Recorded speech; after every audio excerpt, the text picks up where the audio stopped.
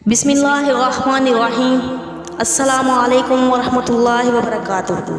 नाज़रीन, उम्मीद करती हूँ आप सब लोग खैर वाफियत से होंगे। तमाम देखने वाले नाज़रीन को आपके पसंदीदा चैनल सईदा हफ्सा शफीक पर खुश आमदीद कहती हूँ।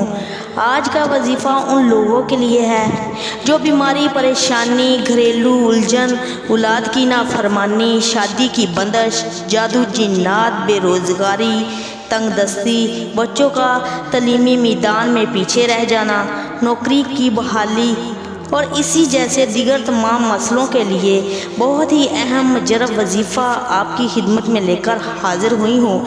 मेरी वीडियो को स्किप मत कीजिएगा, मेरी वीडियो को आखिर तक लाजमी देखिएगा।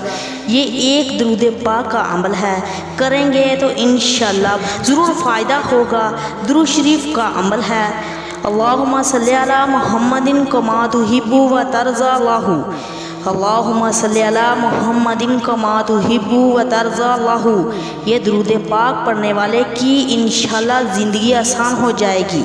आप लोगों के लिए ये छोटा सा अमल आपकी खिदमत में लेकर हाजिर हुई हूँ। ये मेरा नहायत आजमूदा अमल है। इस अमल का हर वक्त विद करते रहें, ख्वाह कैसी ही मुश्किल हो आसान हो जाएगी।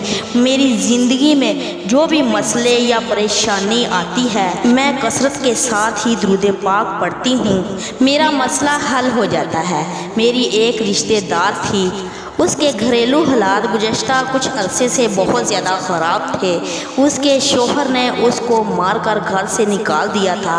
अपने वालिदैन के घर में आ गई। उसने मुझे सब कुछ बताया। मैंने उसको ये दुरूद पाक पढ़ने के लिए कहा। उसने अपने वालिदैन के घर में सारा दिन उठते बैठते चलते फिरते सिर्फ यही दुरूद पाक पढ़ा और अल्लाह ताला से रो रो कर फरियाद की। सिर्फ चंद दिनों के बाद ही उसके शोहर उसके वालिदैन से माफ़ी मांगकर अपनी बीवी को अपने घर वापस ले गए। आज वो अपने घर में बहुत खुश है। इसी तरह आप भी इस दुरूद पाक का विद करेंगे तो इंशाल्लाह आपकी हर मुसीबत, हर परेशानी दूर हो जाएगी। नौकरी का मसला है तो नौकरी मिल जाएगी इंशाल्लाह ताला।